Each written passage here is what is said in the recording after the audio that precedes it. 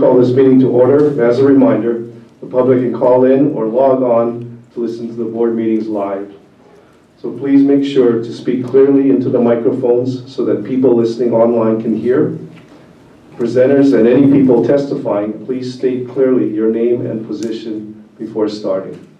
So, I call this meeting to order. And do we have any public testimony on our agenda items today? Yes, we do, Chair. Elizabeth Jimenez, followed by Susan Hummel. Good afternoon, Ms. Jimenez. Aloha, good afternoon to the board, to Chair and Superintendent, as well as to all those listening at home, the children, the teachers, the parents in the state of Hawaii. I am the founder of the National Roundtable on Heritage Language, and I'm here today representing the National Resource Center for Asian Languages and Californians Together, which is a coalition of organizations. We began, several years back, we began a campaign of biliteracy to establish a seal of biliteracy for students who graduate from high school, receive a special seal on their diploma, and now have expanded that to the Pathway Awards that are given to students in the state of California as they progress along the way of learning a new language. And we are here today to celebrate, congratulate this board for becoming the 11th state in the United States to take this same initiative and bring it to your students.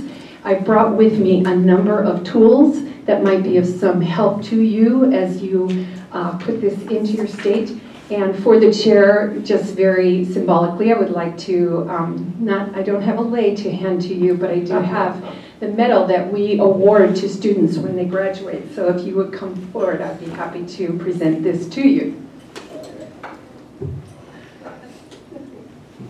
Just had surgery, so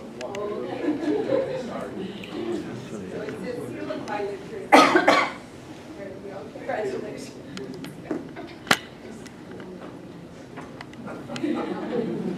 So even if you are an adult at this table who is not biliterate yourself, you are, because you speak education and you speak your language and you speak with your heart, and that is a very, very important piece of this. I will leave with you all of the information that I have about the Seal of Biliteracy, about how to roll out all the different aspects of it, and we ask that you stay in connection with us to see that the rest of the United States has the advantage of a campaign of biliteracy for the 21st century. Thank you. Well, thank you. It was a nice recognition. I'd like to recognize actually the current board, the former board members that helped make this accomplishment possible. So, thank you very much. Any questions for Ms. Jimenez or comments? Okay, thank you very much. Susan Hummel. Good afternoon, Ms. Hummel. Good afternoon. My name is Susan Hummel. I'm principal of Kalaheo High School. And I'm speaking to the item student transportation audit results. I did listen to the committee earlier today. I just wanted to make one comment on the audit results. I'm very happy and pleased, obviously, as a DOE employee, that student transportation costs are going down for transporting students to school. But I also wanted to just place before the board's consideration just a thought. That as a high school principal, I am overseeing an athletic program, as are all high school principals. And I just wanted to let you know that since the new contract for buses has commenced, we at the high school level in paying for our athletics transportation are very concerned about the costs going up. As an example, we've been allocated at Kalaheo High School $19,530, but with the 5%, it's down to $18,554 for this school year. Sounds like a lot of money. But as an example, we had to pay $520 round trip just to send 2 buses to Waialua High School. past weekend to have the football contest. We've had to pay $300 round trip to journey from Kalaheo High School to Kailua High School, which is a round trip of 3.6 miles. At the rate we're going, according to my athletic director, and I trust him and his judgment, our fall sports this year is going to cost $8,000 just for buses. That leaves us with about $10,000 for the winter and the spring sports, which obviously it's going to cost us more than that. And that does not count anything if we get into the state, championships. That's just the regular season. So just on behalf of Kalaheo High School and of the high schools across our state, just wanted to let you know that it is a concern that our athletic transportation costs have risen dramatically since the new bus contract has been in effect. Thank you. Thank you. Any questions for Ms. Hummel? Board Member Horner? So I acknowledge, Principal, that my memory serves me, Worcester High School recently ranked in the top high schools in the United States of America. Yes, it was. Thank you. Congratulations on behalf of all of us. Thank you for a job well done to your students. Thank you. Thank you. Thank you.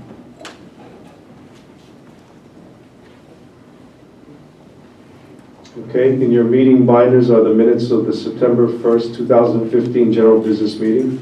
Please take a moment to review them.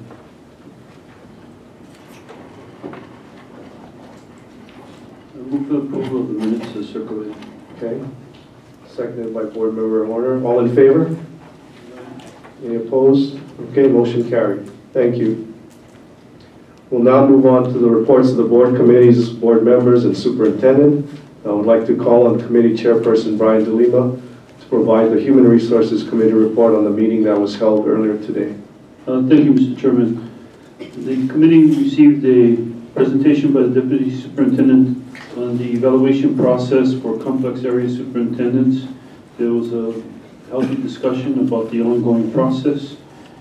There was also a discussion on the deadlines and timeline for the Department of Education investigations of employee leave. The department has been making progress. There was a detailed explanation in the executive session on the longer investigations and decision making. That the committee believes that there will be continued progress and will be continuing to monitor the matter and placing it in a future agenda item. And we also took action on the appointment of the complex area superintendent, which will be taking action in the executive session. Thank you, Mr. Chairman. Okay, any questions for Vice Chair DeLima? Okay, thank you. Now I would like to call on Committee Chairperson Grant Chun to provide the Finance and Infrastructure Committee report on the meeting that was held earlier today. Thank you, Mr. Chair. The Finance and Infrastructure Committee meeting occurred a few minutes ago, actually, and we received a number of presentations, the first of which pertained to an update on the Department of Education's Sustainable Energy Efficiency Master Plan, called CAHE, and its progress in the implementation of PV infrastructure and other improvements in the various schools. We also had a presentation, as the principal referenced, on the student transportation audit results. Results were very positive, showing $7 million annual savings over the course of the audit period. We also had an update on the process and timeline for the committee review of the Department of Education's heat abatement program.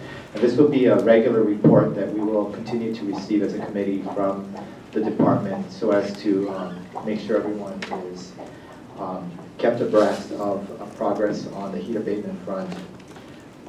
We had scheduled for action, but wound up deferring some work that the committee is doing pertaining to the recommendation concerning the DOE's operating budget restriction implementation for fiscal year 2015-2016. So that item will be presented again on a later agenda. We've asked the staff to revisit their recommendations per the committee's review. And finally, the committee took action on board policies 500.9, which pertains to establishment of complex areas, and Board Policy 500.10, functions of district offices. And those matters will be presented to the GBM at a later meeting for ultimate action. Thank you. Thank you. Any questions for Committee Chairperson Chun? Okay, thank you. Now I'd like to call on the Investigative Committee on Ethics, Educational Travel, and Teacher Participation to provide a status update on the work that they've been doing. Thank you, Mr. Chairman. Your permanent interaction group has been accumulating information for our meeting on September 25th. The department has been working hard in coming up with possible implementation plan, which your permanent interaction group will also be considering and discussing at the September 25th meeting. I think the updated report summarizes our activities to date. Thank you. Any questions for Board Member or Vice Chair De Lima? Okay, thank you. Now I'd like to call on the Superintendent to provide the Superintendent's report. Just very briefly, I had circulated the booklet from our Leadership Symposium, which was held last week Thursday, and I just wanted you to see some of the work that's being done around professional development for teacher and principal teams. Of note, we have increasingly found opportunities for our schools to share best practices. And so what you'll see in the symposium is that by and large, with the exception of the keynote, everyone else was from schools sharing good work that they're doing, and it's a great opportunity. So I did want to share that just with the board. And that's it for today. I know we've been talking a lot about heat abatement, but I thought maybe it might be good for you to provide a little bit of color from your perspective on the heat abatement issue, if you could.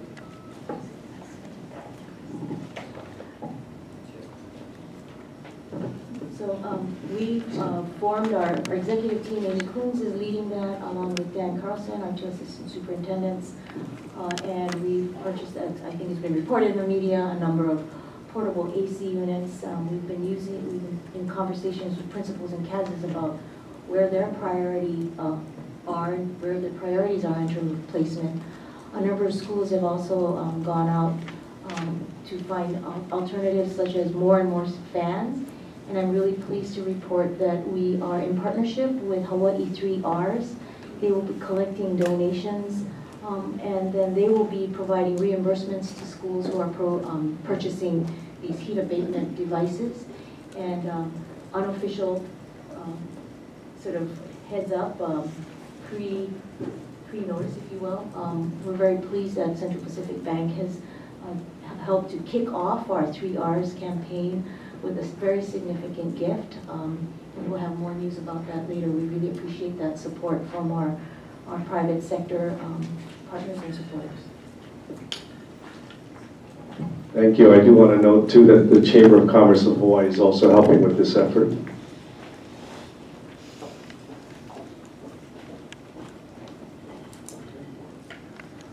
We'll now move on to the presentation of discussion items, starting with the presentation of the Department of Education scorecard for Goal 1, Student Success. I would like to call on Tammy Chun, Assistant Superintendent of the Office of Strategy, Innovation, and Performance, to present on this agenda item. Good afternoon.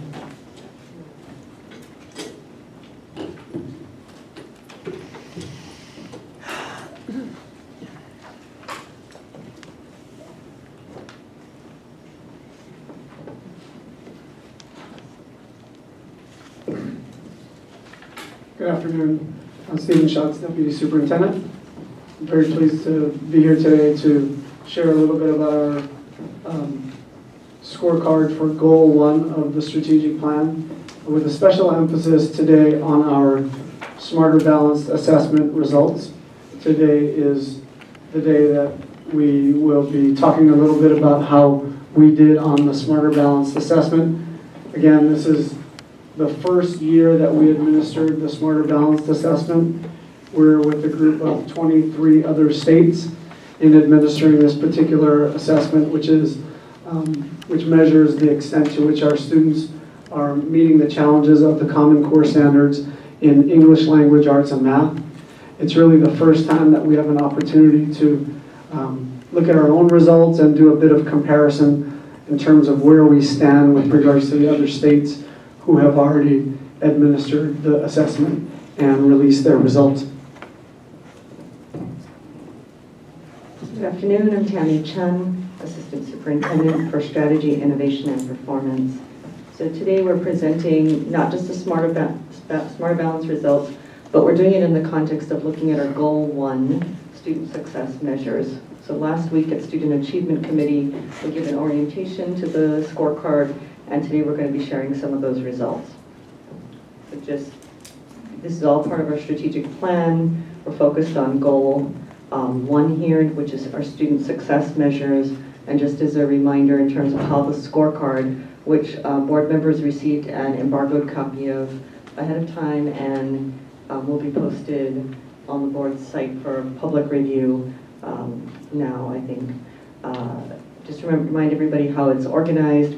There are goals, objectives, strategies, targets, indicators, and all those are reported on the scorecard. We have a number of different measures that we look at regarding student success, and the Smarter Balanced assessment is the source of data for the measures that are related to student achievement. But as you can tell in this slide, and there's a lot of information here, it's all the different metrics that we follow for Goal 1, which are being reported today, but Smarter Balance particularly is highlighted as two of the important measures. So we're going to talk about Smarter Balanced, and then we'll talk about some of the other measures as well in terms of the Goal 1 scorecard. So I just want to make sure that everybody here is on the same page in terms of why we're doing Smarter Balance, what it is.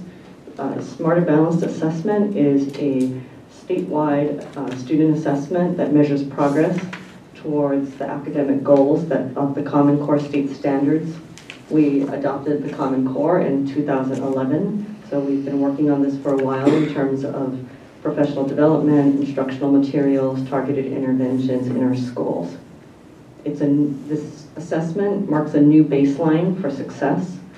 It is not directly comparable to our prior Hawaii State assessment. It provides a new quality tool to measure student progress towards 21st century expectations. So critical thinking, problem solving, and analytical writing are all assessed on the Smarter Balanced. And one last thing is that it's recognized by, the results of Smarter Balanced are being recognized by up to 200 colleges and universities for placement into college level courses, really to signal that doing well in Smarter Balanced at the high school level really is counted on by colleges as being college and career ready. And then a couple of things just to point out how Smarter Balanced is different than some of the assessments we've used in the past. It is more than a reading test. We've given the Hawaii State assessment has been a reading assessment in the past. Smarter Balanced looks at a broader set of English language arts and literacy expectations, which includes listening, writing, and research and inquiry. So this is a more comprehensive look at what we typically think of as English, but encompasses other subject areas as well. And it measures the application of knowledge. So this test is more than just a multiple choice test. It includes classroom activities and performance tasks to assess students' learning. So here are the numbers. So in mathematics, overall, we have approximately 41% of our students meeting proficiency on this new, more rigorous assessment. And in English language arts and literacy, we have overall about 48% of our students meeting proficiency on these new, more rigorous standards. Over the past few years, I think we've been talking a lot publicly and even with the board about this idea of a new baseline. And we had expectations, I think, that our percentage proficient would be aligned with or comparable to the NAEP, which is the National Assessment of Educational Progress. And so the next slide gives you a little bit of a picture with the blue and red slides being our NAEP scores over the past 10 years. And then the orange bar with the dotted line being our Smarter Balanced.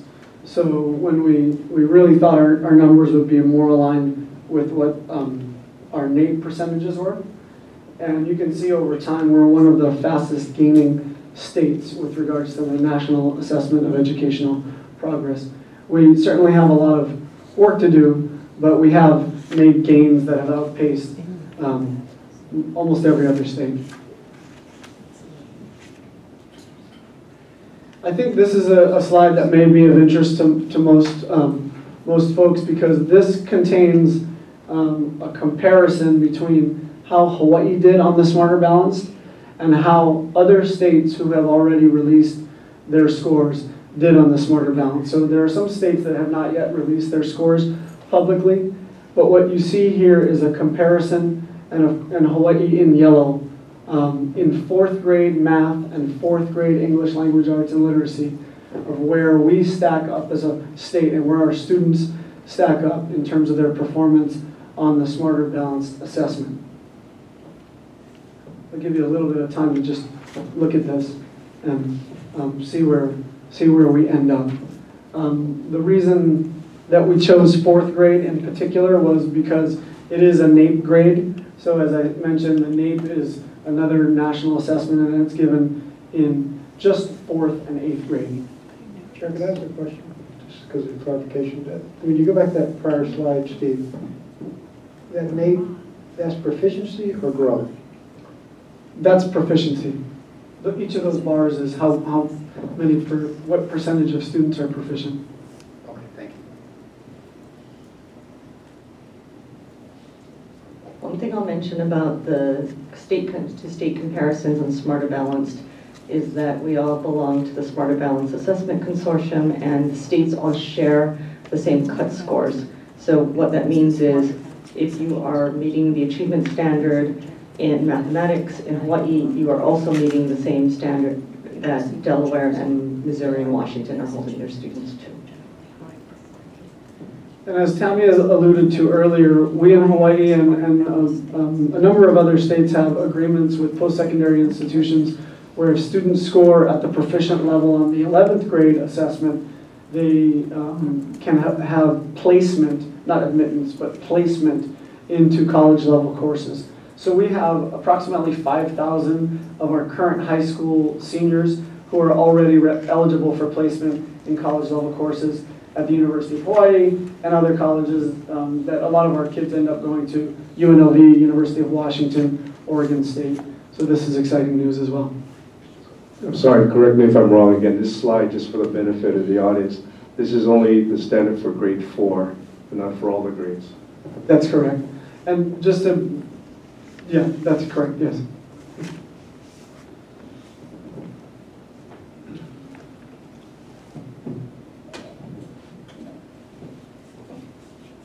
So we're going to move on to talking about the rest of the scorecard at this point.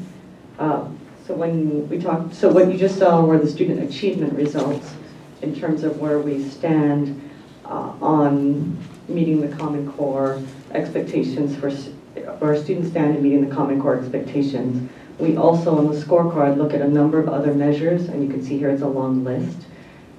And the scorecard contains the data on each of these points, and I would like to just point out that when we presented the scorecard without the data to the Student Achievement Committee, we got feedback that we should really try to fill in measures where they had been blank and to be determined. So we have filled in the score, almost every measure at this point with the best available data that we have. So we're also happy to answer questions about some of the new measures that you might be seeing. For the purpose of the presentation, we are going to focus on areas where we saw growth and where we saw declines in the scores. So this is how to read the scorecard. The skinny dark blue is the current value, the wider light blue is the previous value, and the target is the vertical line that intersects it. And then on the right, you'll see an arrow up, down, or sideways.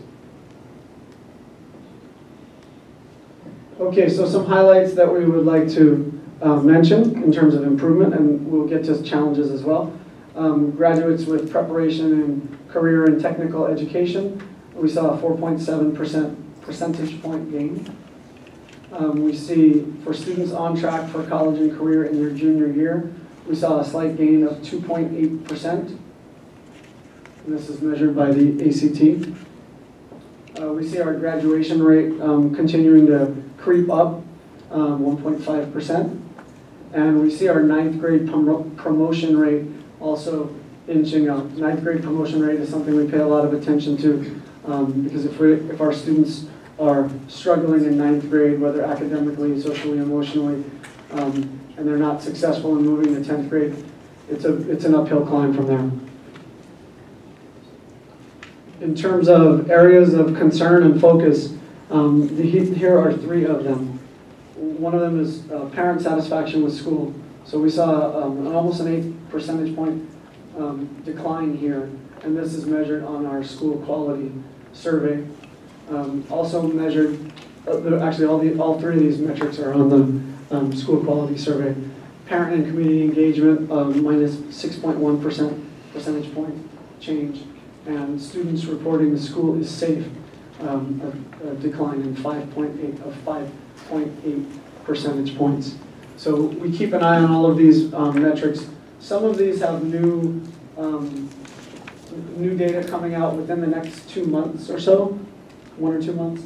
And so we'll see whether these trends, whether these are the starts of some really concerning trends or whether they were kind of statistical blips. But either way, my role is to have conversations with the complex area superintendents around not only the aggregate data, but individual data as they relate to complex areas, patterns, and schools' patterns. That's a quick question. Sure. So this is just Pete Santana, the military liaison, and just looking at the data there, the drop in students reporting school is safe, minus 5.8, and then no disciplinary incidents going up. It's kind of an odd query to see that. You would think more discipline shows safer schools, so any idea what that's all about? You know, I don't. I think it's actually something that I noticed because our discipline data is improving and less suspensions, less students with serious disciplinary incidents, fewer students with serious disciplinary incidents, and at the same time, that's not being reflected in the student perception. So I think it's something we have to look deeper into. Chair, not today, but I'd love to dig into that number personally, one number. But I recall the frequency of parents responding to the survey. Is that using an SQS? Is that where we're getting the data from? And what percentage of parents, I mean, was it 17%? We got it to 30%. So I'm just curious as what the penetration was as far as folks responding to the survey. The new school quality survey information will be out at the end of October, so we'll be able to answer that. But you're looking at data that you've already seen before from the school quality survey here. Oh, that's the old data. Oh, that's right. This is 2013-14. But we'll have the 15 data soon. Yeah, we'll report it at the November Student Achievement Committee. So we're happy to take questions at this point because that is the end of our presentation. We can talk about any of the scorecard metrics. We just didn't think we wanted to go over each one individually because there's so many. We're also happy to talk more about the Smarter Balanced Assessment. Okay, any questions for either Tammy or Steve? Board Member Chun? Just a clarification, on the measures that don't reflect the previous value, is that because they weren't previously measured? Or, for instance, English language arts? So actually for that particular one, it's because we have a new assessment and so it's setting a new baseline. For the achievement related ones on the front page, English language arts, achievement gap, math achievement gap, those are all because it's a new assessment, so comparing this year to last year would be apples and oranges. Any other questions? No? Oh, sorry, Board Member Halagal. Thank you. Thank you for the presentation. So speaking of parent and community engagement with the Smarter Balanced Assessment, so how are you helping parents understand the results when they get the materials, when they get the score? What does that all mean? So parents will, all the students who are tested will receive a personalized report with their scores. So it'll show the student scores, scores of their school, as well as resources that students and parents can use to help assist a student in terms of improving on the Common Core. So that will go home from schools to families in most schools by October 2nd, which is the end of first quarter. Some schools are planning to distribute it as part of their parent-teacher conference, and others will send it home in a report card or Thursday envelope or another means.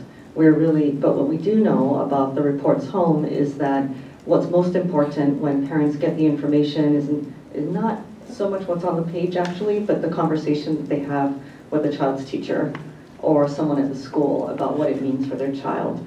So we have worked with schools. Schools will be have been encouraged to include a cover letter from the principal explaining all the different ways that a parent can get some additional information or have a conference with someone to talk about the results. We have also made a lot of material available to schools through our intranet as resources for them to use in parent meetings, whether they're group meetings or individual meetings, so that parents can have, teachers and principals can be supported in having those conversations with parents. So that's the primary way that parents will know about this. I have one more question. So eventually, or have you started breaking down the data according to looking at large demographic issues, ELL, SPED, different particular groups? We started to look at it. One of the things we should say when I brought back up the chart that shows the grade level results, the percent of students who met the achievement standard by grade level in math and language arts. What you don't see in this chart is the different school results, and they vary.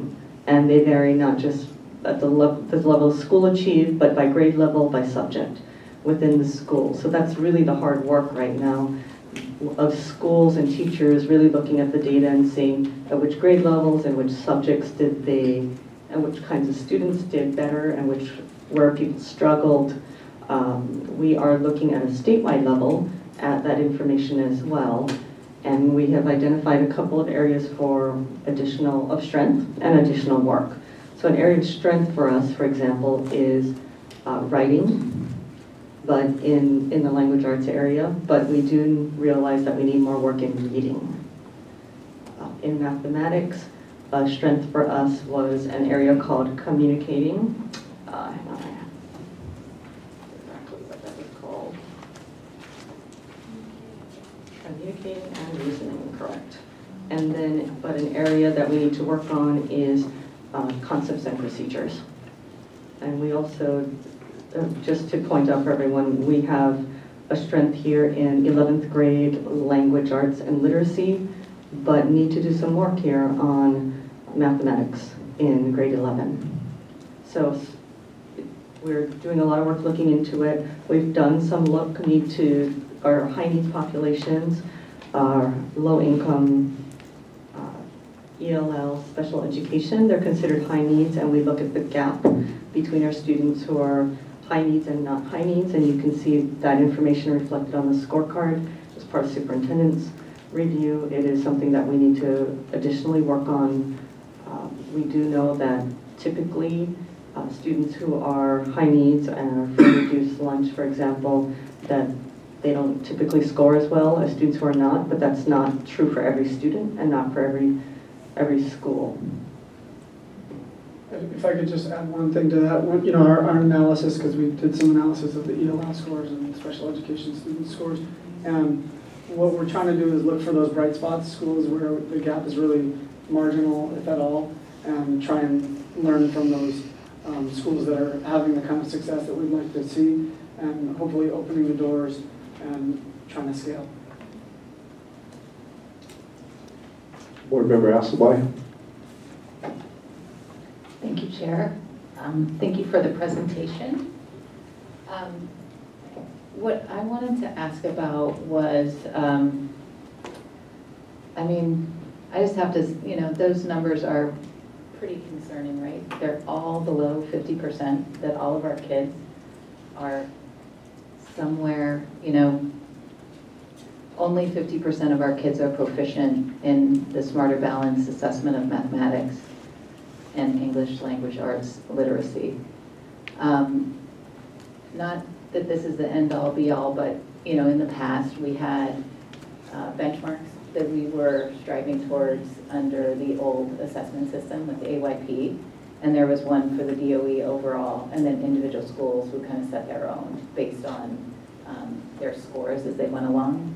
Is that something you're looking at? Like, okay, now we have our baseline, and so we're going to kind of set on a per school and a DOE-wide basis where we want to be at the end of 2017, 2018, 2019, et cetera. Yeah, I wasn't sure whether we were going to talk about schools or the state first, but I think the answer to that is yes, we're going to be setting goals. We set annual measurable objectives for where we want to be as a state, and the individual conversation around the academic plan that happens at the school level with the complex area superintendent and that support team is where you're setting goals, not only for your academic metrics like this, but for all of the metrics that matter within the context of that academic plan. So, like you said, this is the starting point. We're certainly not satisfied with where these numbers are, and the next step for us is to kind of dig into where we're doing well and where we're not, and see if we can make an impact. I mean, from my own experience, I would just add as a follow-up comment, I know at my son's elementary school, they've been phasing in the implementation of Common Core. They did, you know, reading at the lower grades, they did math in the upper grades, and now they're all implementing both. It's not just the textbooks or anything, but it's the whole project-based learning, it's the whole methodology, it's the whole integration with other aspects of that school life. And so that being said, in terms of the implementation of this curriculum, do you expect bigger gains over the next couple of years as we see the full implementation of Common Core and its alignment with how these tests are? Absolutely, both because teachers and students are becoming more familiar with the expectations and with the materials. I mean, my son just started using some of these, and the challenge is much higher, and in the new materials asking much more interesting and higher level questions than they had been asked before that I was used to seeing in the materials. So definitely. The other is that, especially for our elementary students, our younger ones have been with the Common Core since they were kindergarten, so they have a better Common Core foundation for what they're learning. I should say that when we look at the state comparisons on Smarter Balanced, which is Common Core based, and we see that we are, in terms of rankings, we are further ahead on many of these than we typically see ourselves on national comparisons, which is promising. And what that really shows us is that our teachers have really worked hard on Common Core and showing that early progress on Common Core, and we expect that to continue. Board Member Horner. Yeah, Tammy and Steve, you used the term ranking, but I don't quite understand how to read that chart. Maybe it's just me. Are you suggesting that the far right is the, quote, best score? Yeah, those are the best scores that have, of the states that have been, that have already released their scores. If I'm looking for Massachusetts, for example, is that because they weren't tested? Yeah. It's only among the Smarter Balanced states, and then the subset of Smarter Balanced states who have released, and to Chair Mizumoto's point, this is 4th grade. Well, so I guess the question, just so everyone's on the same page, because typically Massachusetts would be a mostly high-ranking bright spot in most scales. So how many, so we get a perspective. If I'm understanding, 1, 2, 3, 4, 5, 6, 7, 8. So we're at 8 from the top. But how many schools? Is that all the schools? Those are all the states who have publicly released their data as of this moment.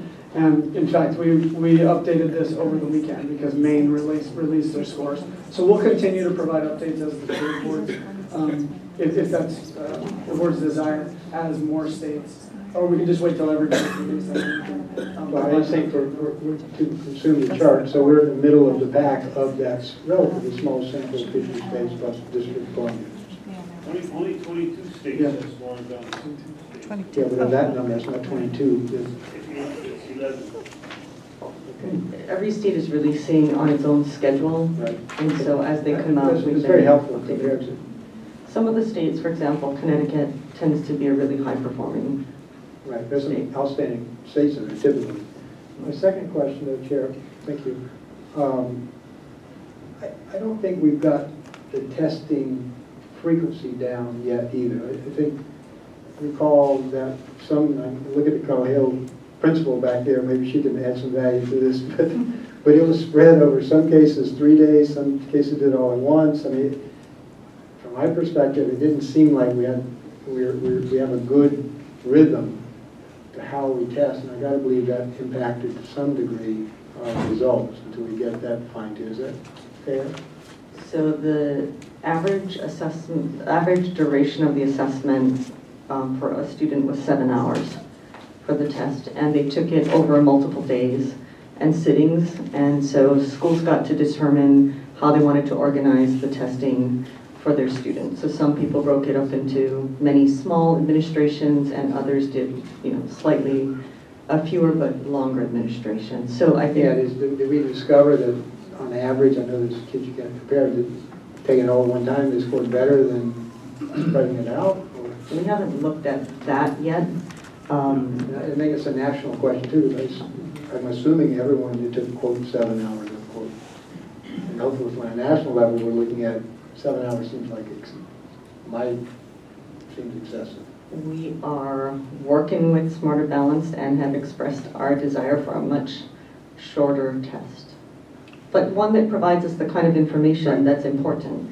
So, for example, when I mentioned that we have a strength in writing but need to work on reading, we know that because underneath the English language arts score are also feedback for us in scores on reading, research and inquiry, listening, and one other area. And the last question, would you say, Tammy, that the Smarter Balance is a higher bar test than the, quote, NAEP scores we were looking at earlier? Is that a fair statement? It is NAEP is viewed as a rigorous test, but Smarter Balance is a high bar. So I don't think everyone's looked directly at a comparison. The reason I at this bring point. it up is because there's quite a bit of discrepancy between we're doing, to remember Tammy's point, Amy's point, 48 is not something to celebrate, but it is better than what we were getting in our NAEP scores. Correct. And just to point out, the NAEP is a reading test, and the Smarter Balanced is an English language arts and literacy test. So we're looking at a more comprehensive set of which is a better assessment. Skills and knowledge, absolutely. More comprehensive, right? Thank you. Okay. Vice Chair De Lima. I think the results are very positive because it's comparing our students with other students from other states, and our students are holding their own or exceeding other states. The bars are the same, the rigor is the same, and our students are able to achieve positive results. So the takeaway is there are 22 Smarter Balanced states. 11 states have released their results, and Hawaii students are performing as well as their peers in other states. I think that's a positive message. I think we can continue to build on that message. It shows that the hard work that's occurring is producing results. I would expect that the states that have chosen not to release their results thus far are probably due to concerns about the results. It's pure speculation on my part, but they're probably trying to determine how to deal with it, because the discussion that had occurred from those who were involved in education about what these results may prove to bear out is the expectation was the results were going to be very, very low. And I'm glad that our students are performing as well as their peers in other states. And the gap between the score that of the higher performing schools in English language arts compared to Hawaii's score, there's not a really wide gap. So it's something that we can continue to build on. But as the Deputy Superintendent pointed out, the NAEP scores, we've exceeded the NAEP scores by the Smarter Balance results in reading and comprehension. So I'm encouraged by the work, and I think that speaks to the hard work that students and teachers are doing in classrooms across the state. And so thank you very much, Mr. Chairman. Thank you. Any other questions? Okay, thank you very much. Good presentation. Thank you. We're now moving on to the action items on our agenda, and we'll again accept public testimony.